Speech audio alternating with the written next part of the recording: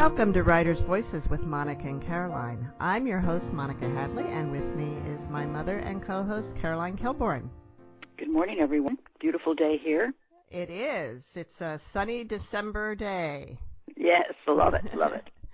No snow. Well, there's still a few piles of snow left from the big storm. Yeah, because that was a big one we had. But but other than that, there's no snow. And when my grandkids get here for Christmas, or right after Christmas, they're really hoping to see some snow. So hopefully. Well, okay, let's not have too much, though. Not too much. That is true. So, who do we have with us today, Mom? Today we have John B. Lane, who is an award-winning author and instructional designer and a pioneer in online learning.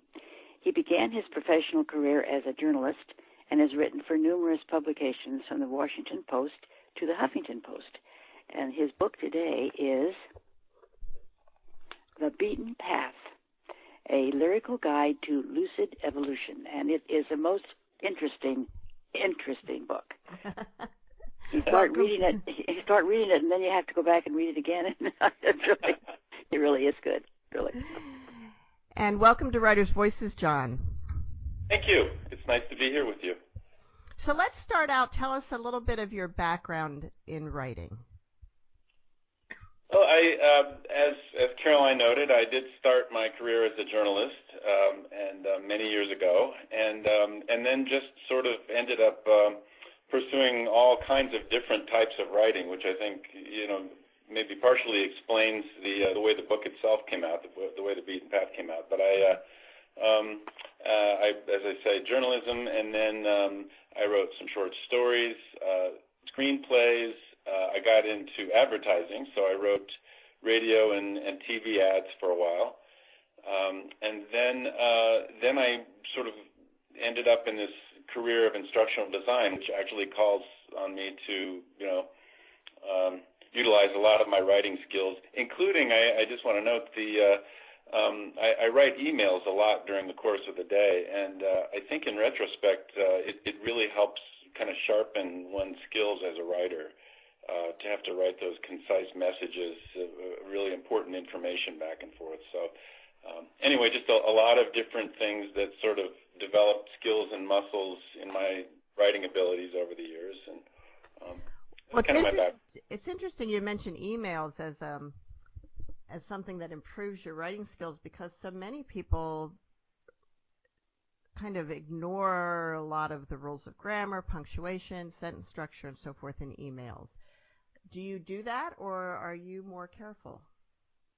Well, I would say I took the liberty of ignoring some of the rules of, the conventions and rules of grammar a little bit in the Beatin Path, but in my everyday work, these are professional, communications back and forth. So it's really, that's not a luxury that I have. You have to, really, kind of portray yourself as literate and, to be able to think and communicate really clearly in brief, concise messages. So I think maybe the professional email has different requirements maybe than personal emails do.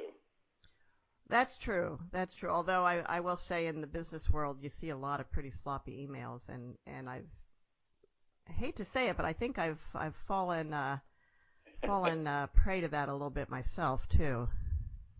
Yeah, I think that maybe the rules are a little bit looser, but I think it's in everyone's interest to try to present themselves as literate and of clear thought. Right. Okay, so what inspired you to write The Beatin Path?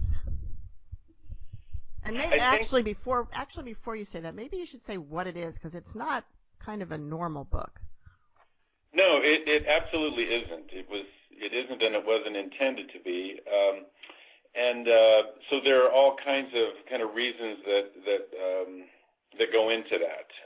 One of the reasons why it doesn't, I think, look and sort of feel like a more typical book is that one of the key central themes of the book is what I advocate as the need for kind of fresh thinking and thinking that isn't sort of limited by typical standards and assumptions and things like that. And so it seemed to me that on the one hand it was important to write a book that reflected its own themes. And so that was one of the reasons, and there were other reasons too that had to do with just my situation as a writer, having to basically write a book in my part-time because of the day job. And so it also allowed me to draw on these different kind of writing skills that I developed over the years, to be able to write a book that didn't use a single voice throughout the book, but really used all kinds of different styles and voices, which I thought made some pretty, kind of otherwise serious themes, I hope, a little bit more engaging for a reader. Well, it did that's for sure. And the illustrations, too. They're really something. Oh, thank you. I'm glad you mentioned those. How'd you come up with that? I mean, how'd that happen? Well, I had these different pieces and different styles, and it just seemed like it really needed more. It needed something else to kind of, elevate and engage readers. Mm-hmm. And I'm not a graphic designer myself, so I was referred to a wonderful woman in Quebec named Anil Prakash, who is a graphic designer, and she and I worked long distance for about a year and a half or 2 years on the layout, and she kind of guided me in a direction that was based on what I had in mind, which was sort of a look that was it was fresh but not necessarily trendy or contemporary. I wanted something that had sort of a little bit of a timeless feel to it, and so she pointed us to a couple of amazing resources, including this resource. I think it's fairly recent. The British Library has made available online this vast and wonderful archive of classic graphic illustrations, many of which from the 19th century, kind of a golden age of illustration. And we found all kinds of wonderful images that really helped, I think, kind of inform and create an interplay with some of the pieces. So we had a lot of fun doing that. I spent almost as much time on the layout as actually writing the book. Yeah, I can believe that. Yeah. Well, it certainly turned out well. I mean, it adds a great deal to it. Thank you. So the writing is mostly poetic. Would you consider all the pieces poems or some of them essays? I would consider actually, I guess, a little bit of both. I mean, clearly, a lot of the pieces are pretty much, just clearly poetry.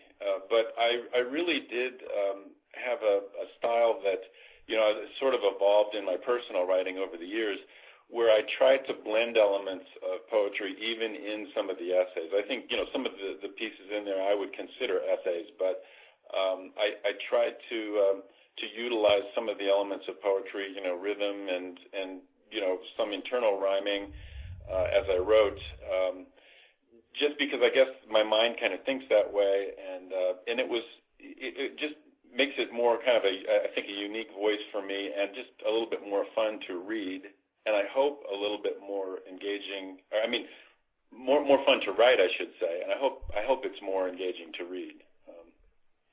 And they're kind of formatted like poems too. Yes, many of them are, and that has to do also with with the fact that we kind of laid out each page as a custom piece. Back to these illustrations that we were talking about, and so the idea is that the illustrations, the lyrics, the words, there's sort of an interwoven interplay throughout the book, because again, the idea is just to try to do something that doesn't look like any other book and creates a sort of almost subliminal experience that's unique. I think it's important, if that's what you're really advocating, to sort of model that in the way the book was presented. So that's really why we did it that way.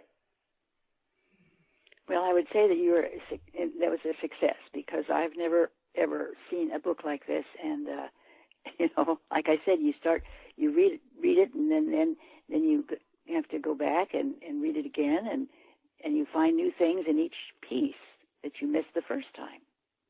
Well, thank you. That was also kind of one of the intentions as well. The idea of maybe not necessarily just hitting people over the head with, this is what I'm saying and this is what I mean and here it is, but to kind of provoke thinking and reflection. That was definitely one of the aims. Well, and it is a kind of a provocative subject matter and maybe somewhat controversial in a sense. You're trying to, you're looking at or talking about things that people believe. Yes. And trying to provoke some thought about why do you believe this? Where did this belief come from? Is it really your belief, or has it been something that was I don't know, what would you say, given to you or pressed upon you? Yes. And what are you going to do about it? And I'm wondering is there something in the current political situation that that really motivated you to get this to do this? I would say yes, absolutely. Actually, it was the sort of original, I think, inspiration for the book. That's maybe not the right word under the circumstances, but it really does go all the way back, I think, in my mind, to 9/11, and not only to 9/11, but our reaction to 9/11, which I found really puzzling in a lot of ways, and I started thinking about why would we react the way we did, and ended up kind of coming up and coming across what I felt were some kind of common things at work that seem like root causes to some of what I feel are some of the problems that we have today. And as you note, I think that these beliefs or belief systems, I think, are one of the kind of root sources of much of our difficulty, because they lock us into ways of thinking that disable our ability to really have clear approaches to solutions to problems and solutions. If you have a fixed point of view, you're not able to take new information in and use it to adjust to ever-changing circumstances. And I think, although, like I say, my original impulse came from, way back when, I think many of those things, I still see them affecting what we do today. And it's across all kinds of spectrums, political and religious and all kinds of different ways. But the fact is, I think we're painting ourselves into corners by doing this. And so I hope that I, explain some of this clearly in the book. There's some kind of complicated ideas, I guess, in a way, but I tried to paint them in ways to make them easier for people to see and understand. And I hope some of that came across. Why do you think it is that people get so defensive about their belief systems that not only are they not willing to look at anything or that doesn't fit that system, and in fact they will call facts or evidence that disputes that, they'll call it fake news or fake science, or just not even consider it. But even beyond that, people are so defensive about their belief systems that they are willing to hate and even kill somebody who thinks differently. Is this just part of human nature? I think it is. It is part of human nature. And I think, there are some biological roots in the human brain that we can talk about. But I think that what happens is, in many cases, is that these are not conscious decisions that are made. We absorb these things, from our families and from the culture around us, and they just become sort of part of our way of thinking, and a part of our thinking that we've never really, kind of consciously considered or examined. And then they become part of our identity, and they sort of they become articles of faith. And again, one of the points I try to make is that there are things that become articles of faith that aren't just religious in nature. They can be political or conspiracy theories, superstitions, all kinds of things. And people sort of lock in on this idea as something, okay, this is what I believe, and anything that challenges that is almost a threat to my personal identity.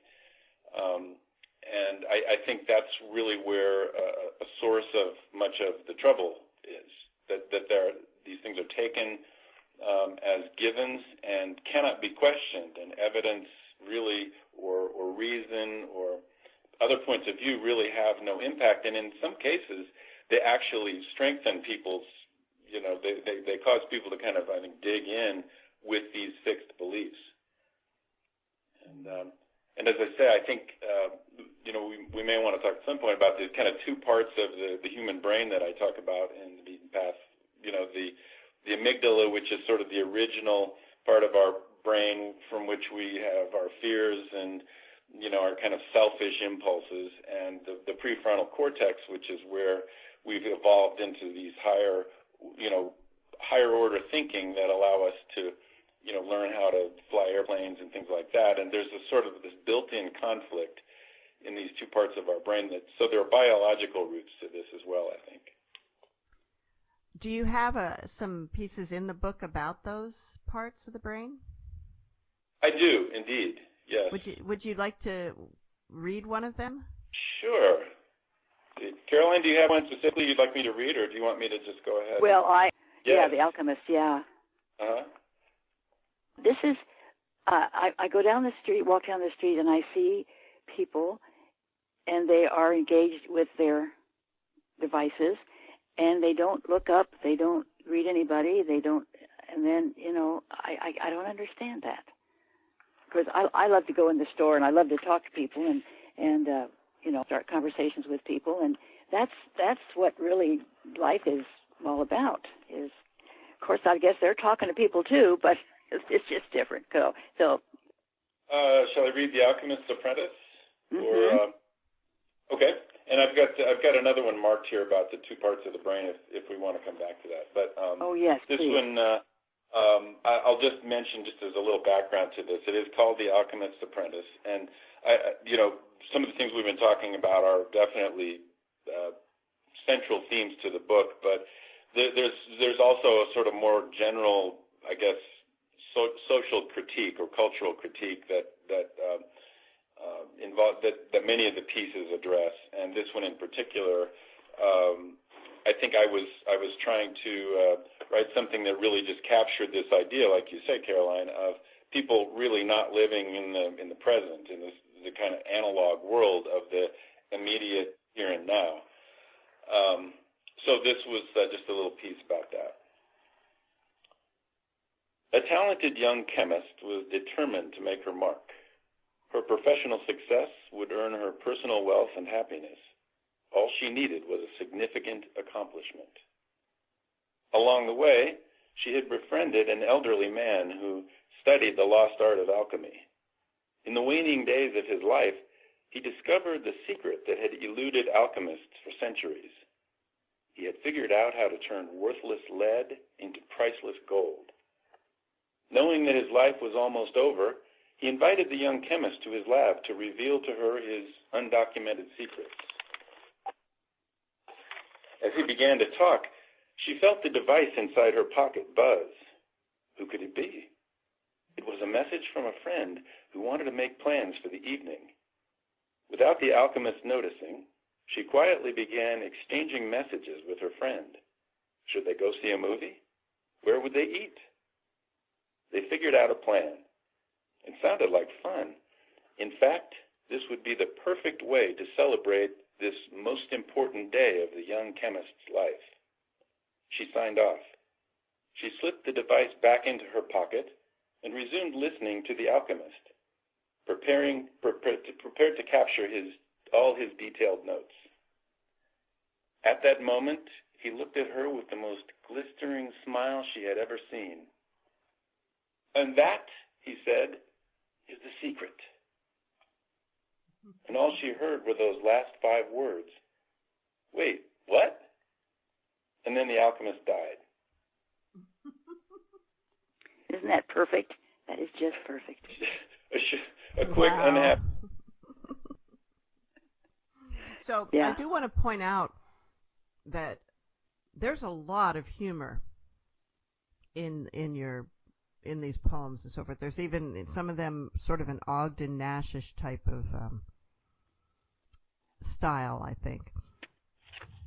Well, thank you. I'm glad that you found that. I definitely was hoping that there was humor as well as some of the more somber themes.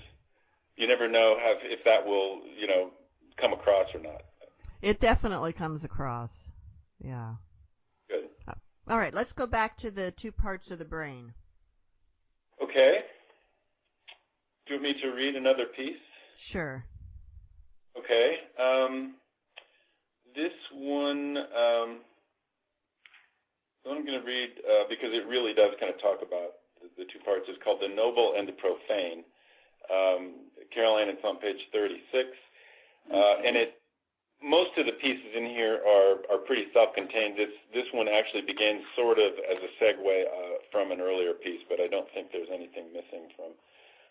There's an earlier piece that talks about cliff swallows and how their wings evolve and that kind of thing. Cliff swallows have the advantage of evolving without the distraction of irrational thought. This provides them a purity of purpose that can be a challenge for the human species. Without conscious thought, the path to survival is direct.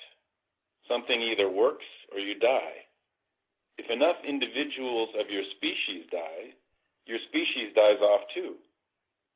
And yet extinction runs counter to the primal instincts of individuals and species. So adaptations that enhance survivability are embraced without question, at least among all the species that do not have the capacity for conscious thought. Yeah. Cliff swallows, the adaptation of shorter wings is good because it helps the species survive. There is no tradition-based insistence on the superiority of longer wings. As far as we now know, humans are the exception among all the things that live because of our ability to think self-reflectively. With that ability, we have accomplished wondrous things: medicine, architecture, haute cuisine. Self-reflective thinking provides us the unique potential for lucid evolution. That is, the ability to evolve consciously, with purpose, in an ever more enlightened direction. But conscious thought comes with an unintended consequence. Along with the ability to make things better is the ability to choose a path that undermines individual and collective survival. Now, how in the name of Charles Darwin can that possibly happen? You might call it a hardware failure or a bug in the program, but it relates to a vestige of the evolutionary process itself.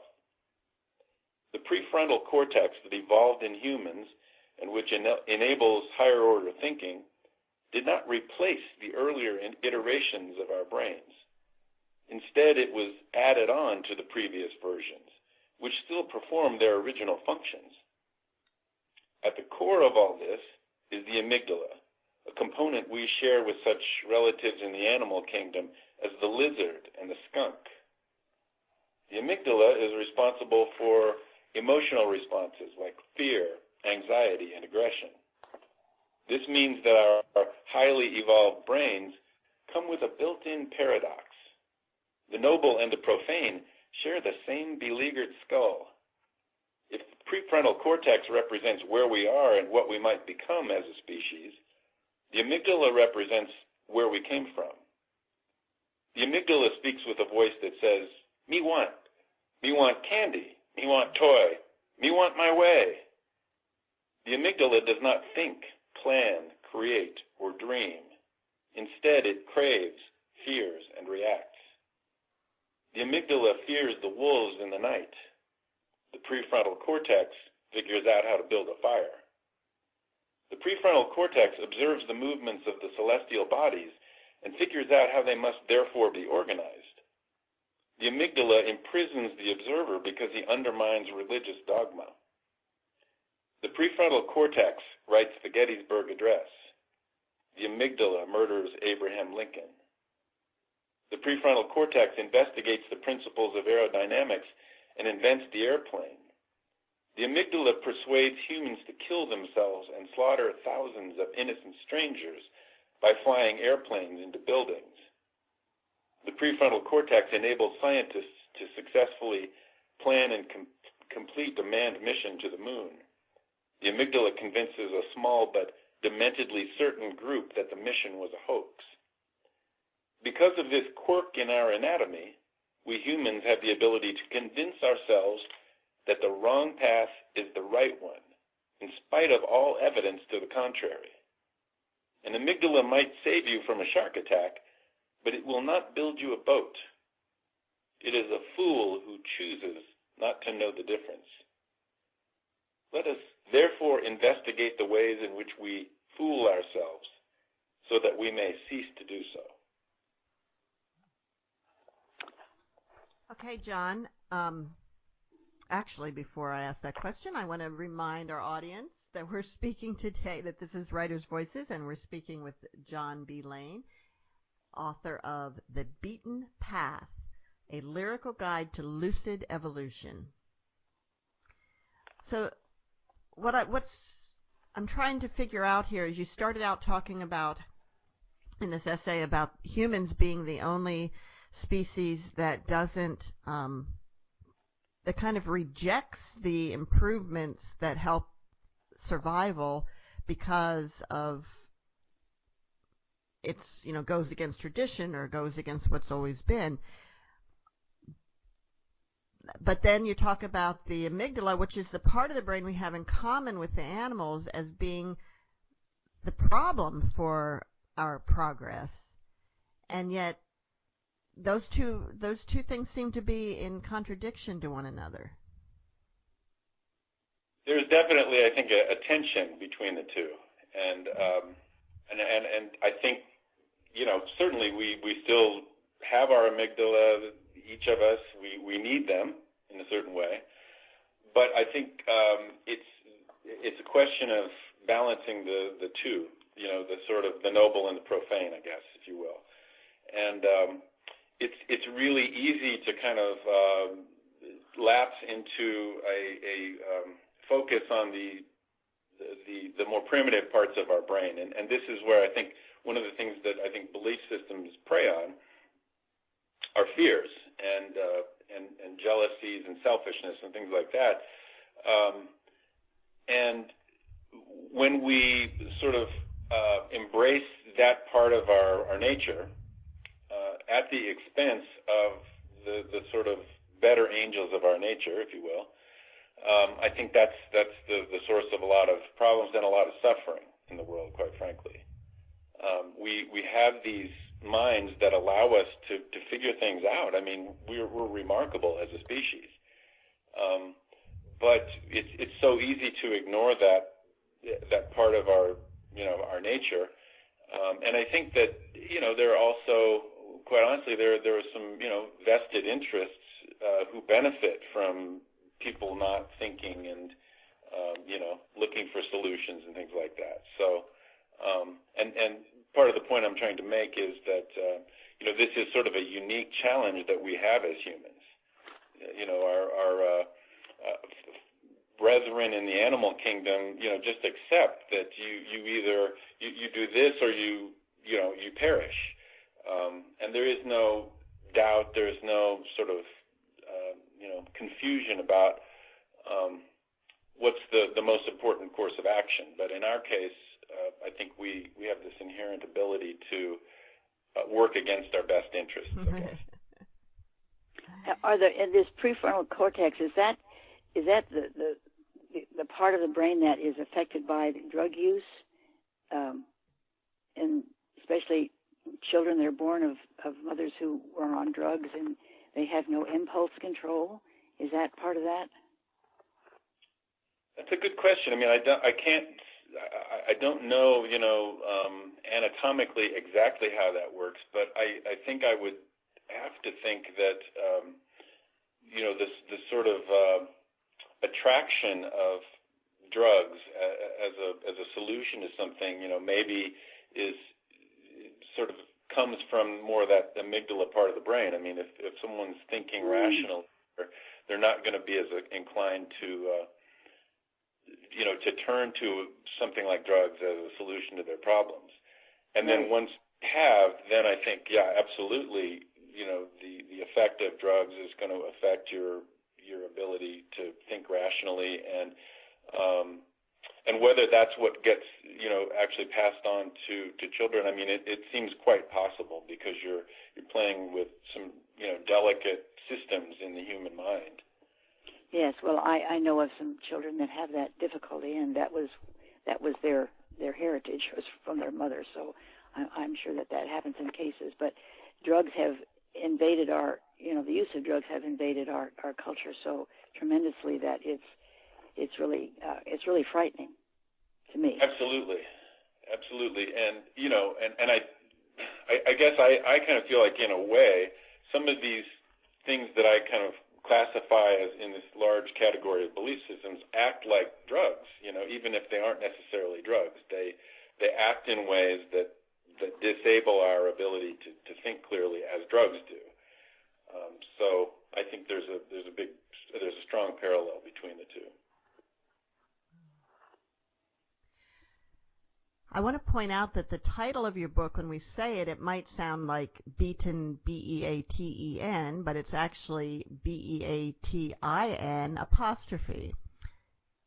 What is this supposed to convey? Well, I guess first of all, it's a little maybe signal that I'm going to be utilizing wordplay, between the covers of the book. Because it is intended as almost sort of a pun. I mean, and as you know, when you say the word, the beaten path, which is kind of a common expression, it is typically spelled Beatn and implies the well-worn, established path that others take, and that is easy to sort of just follow along. The implication, in my mind anyway, part of the intention was, with this idea of beaten, sort of a shortened version of beating, is maybe sort of an alternative path that isn't necessarily following the well-worn path someone else created, but sort of embracing life in the here and now. Kind of back to what you were saying, Caroline, of people that have their heads buried in their phone, whose minds are somewhere else. But the beaten path is sort of, I guess, a metaphor for embracing life, as a reality, and thereby experiencing the incredible wonders of life. Yes. And I got a couple other things from it too. One is just the beat, that the writing is very lyrical, has rhythm, has a beat. So it's like here's a path to evolution, but it's you're following the beat. Absolutely. Yeah. And then also I got a reference to perhaps the beat poets. Oh, that's a very keen insight there, Monica. Yes, I was definitely influenced by the beat writers and poets. So that is a subliminal, a very subtle reference that I made, and also to the Beatles. I'm a huge Beatles fan. So. Okay. So this has there's many layers of meaning when you peel it back. Absolutely, yes. Did you have this title as a working title, or was it something that came later? No, that's a great question. This title actually predates the book by several decades. I had this title from way back when, and I loved the line, the sort of wordplay, and I just never quite had the right place to use it. And then I started writing this book, and even then I didn't connect the two. And then I suddenly realized that it kind of helps create a theme that I could work through the book. Excellent. And the cover. Let's talk about your book cover. Yes. So it has some layers to it too. Absolutely, yes. Again, thank you for noticing. So the cover, I will just mention also that, if anyone is interested, on the website for the book, it's thebeatinpath.com, TheBeatinPath.com. There are some alternative covers that were some of the other ideas we worked with until we came up with this. But the cover was really kind of the last thing we dealt with. I mentioned that we spent a lot of time on the layout of the book, and we did try some other ideas, and nothing was kind of clicking with everyone involved, with Anil and, my wife Elaine and other people, my son Adam. Nobody was quite thrilled with the other ideas. And so I was actually kind of trying to think of something from within the book that could be reused and leveraged. And so in the back of my mind, that was sort of my goal. And I woke up in the middle of the night one night, just kind of laying there thinking, and this idea came from me. And so there's actually a sunflower that appears elsewhere in the book, and it's one of these vintage illustrations that I mentioned. And I think this illustration actually comes from the early 1700s, and it's a botanical illustration of a sunflower that is just an absolutely incredible image, and you can kind of see it on the cover. The detail is amazing. And in sort of the middle of the sunflower, there are all of these tiny little flowers. I mean, it's just a phenomenal image in itself. But somehow it just came to me, this idea of making the petals of the sunflower all kinds of different colors, as if the sunflower itself was evolving, and making the center of the sunflower this, pupil of an eye, so that it actually kind of looks back out at the reader, or someone, who might see it in a bookstore or something.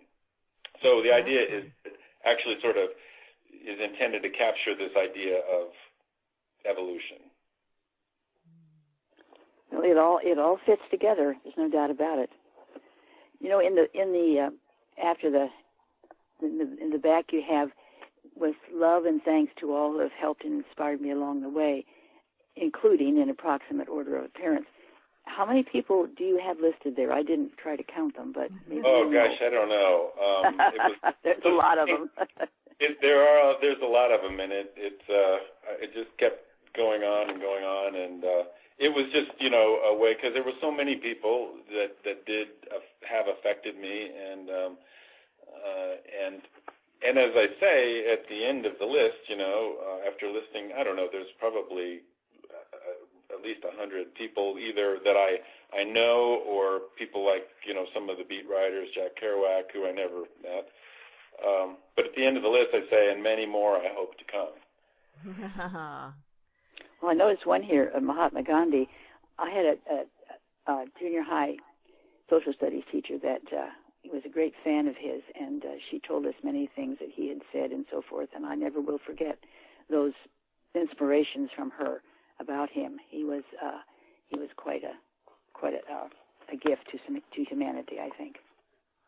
Absolutely, and there's an example of someone who just through the ages, long after he's no longer with us, can have an influence on people that follow.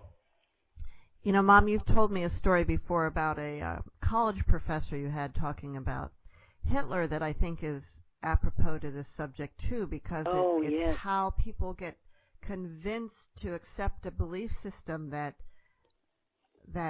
when we look at it from a distance, it seems, how in the world could anybody have thought this way? Yeah, he was a German Jew, and he was in Germany, and he said he was at one of the rallies, and he said he got so caught up in that he was screaming, "Kill the Jews," and he said, "Here I am, a Jew." He said, and then later he said, "I can't believe that happened," but he said that was what drove that whole thing. It was this magnetism of Hitler and his oratory. It was just really and then something. The mass, being part of group think.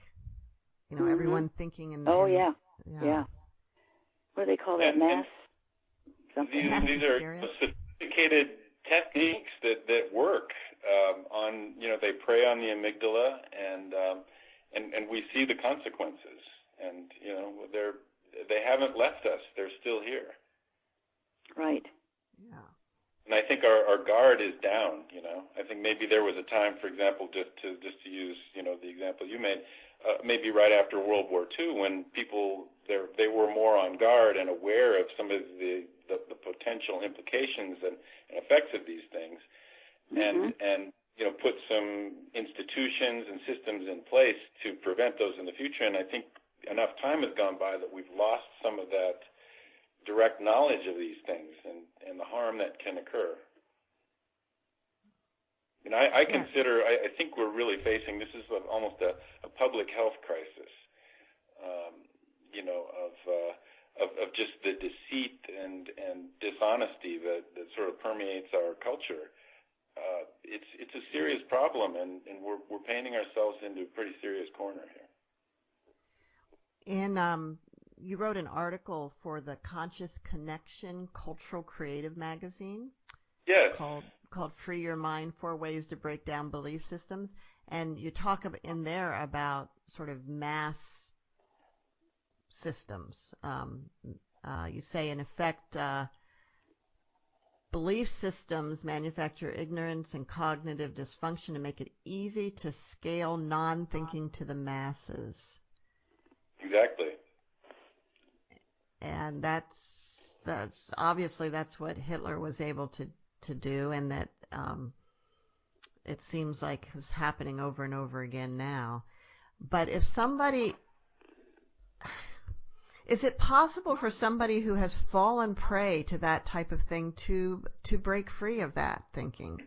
What does it take for them to do it? I mean, do they have to be, if you're really in and it isn't just a Hitler type of thing, it can be any, like these conspiracy theories or I don't know, from my perspective, the NRA, that can you even become aware that you're not thinking for yourself?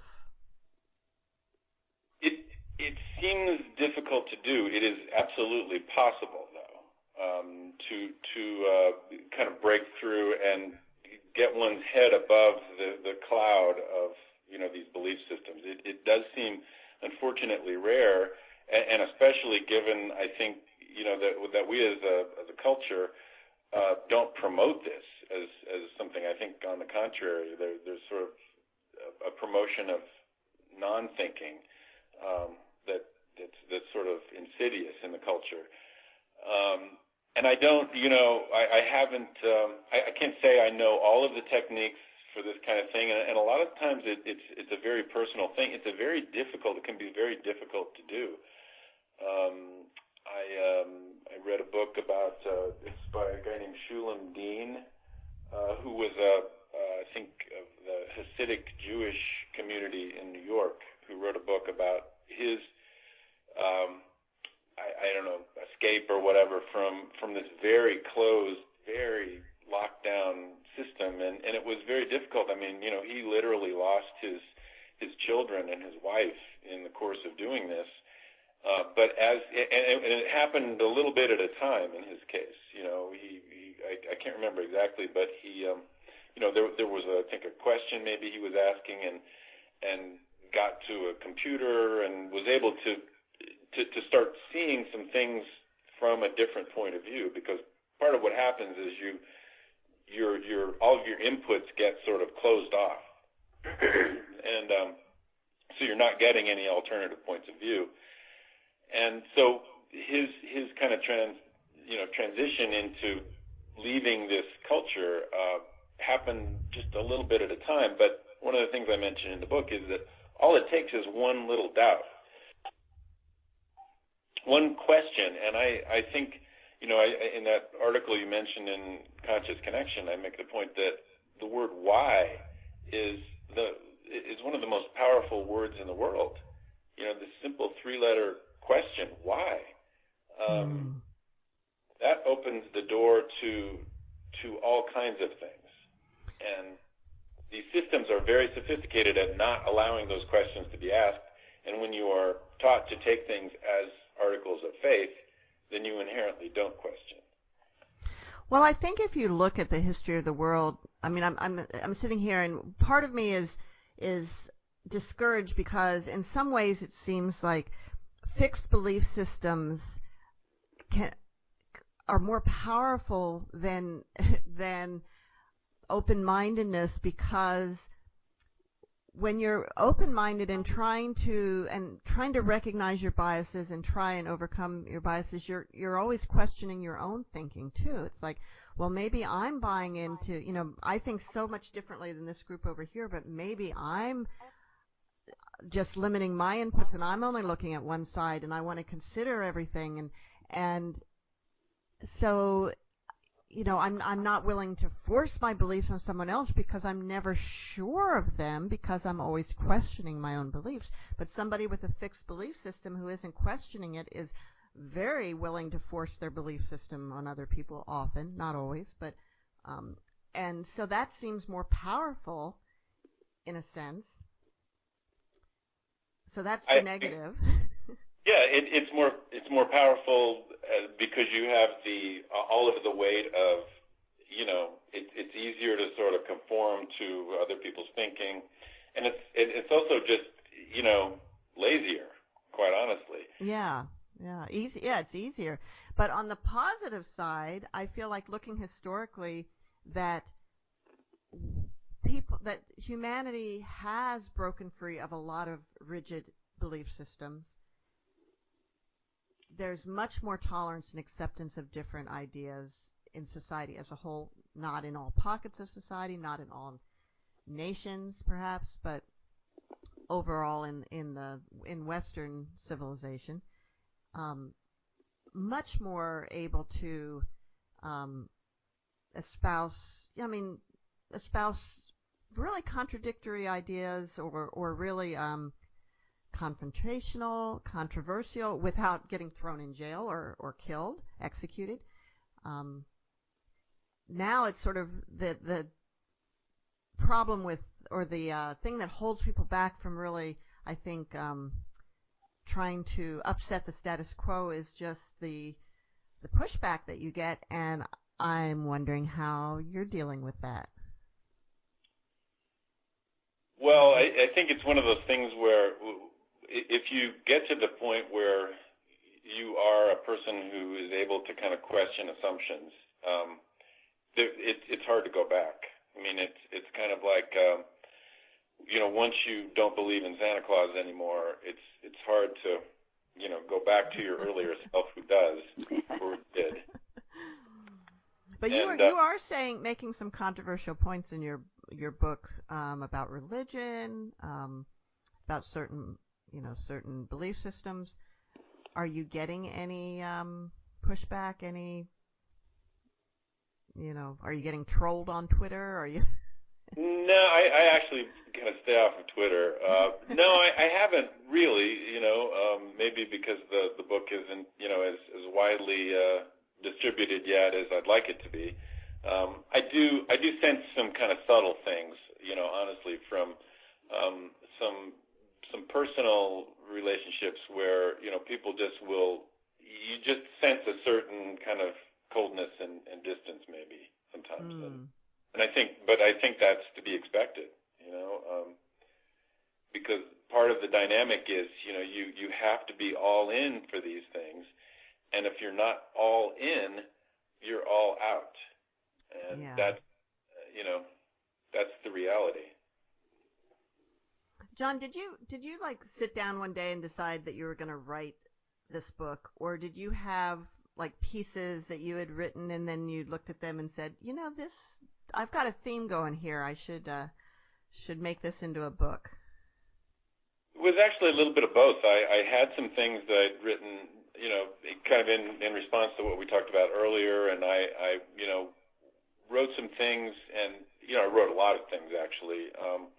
But then one day the idea somehow gelled or crystallized to do the book itself, and so I did spend a period of time doing some focused research and focused writing, maybe about a year and a half, So I would say probably 3/4 of the pieces in the book were written kind of with this book in mind. But there were certainly some other pieces that I already had that just fit the themes really well. John, would you read one of the more humorous, poetic pieces for us? Oh, sure. I'll read a really short one here that's kind of humorous. Okay. It's called Parsimony, which part of my research was to read this whole, one great book on the scientific method. And because I wanted to talk about scientific method, and I couldn't figure out how to condense it for the purposes of the book. And it ended up coming out as this short little poem. Parsimony is a kind of a synonym for Occam's razor, which is the idea that the simplest solution to a problem is usually the best solution. Here's this little poem, Parsimony. Oh, I've tried my share of razors, Gillette and all the rest, but when I crave a clean, close shave, Occam's is the best. And Neil found this great illustration of a shaving brush to go with it. All right, what would you like to share? Oh, gosh. Yeah, I'll tell you what. Here's one I think I can get in. It's called The Congregation of Learning. The triumphs of human progress surround us. They're so common that it's easy to believe that they were simply bequeathed to us with this green and pleasant earth itself. Controllable fire, agriculture, the wheel, woven fabric, navigation, roads, paint, paper, literacy, books, music, buildings, government, water distribution, geology, biology, controllable electricity, movies, television, computers, space travel, cell phones, buttered toast, cafe au lait. We accept these conveniences as irreplaceable parts of our lives without often awareing that each represents the latest result of a series of insights and understandings figured out over time and toil by fellow human beings.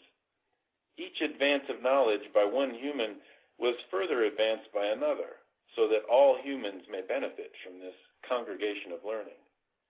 It is by means of this congregation that humans as a species may inhabit all corners of the earth and communicate as fast as the speed of sound and light allow.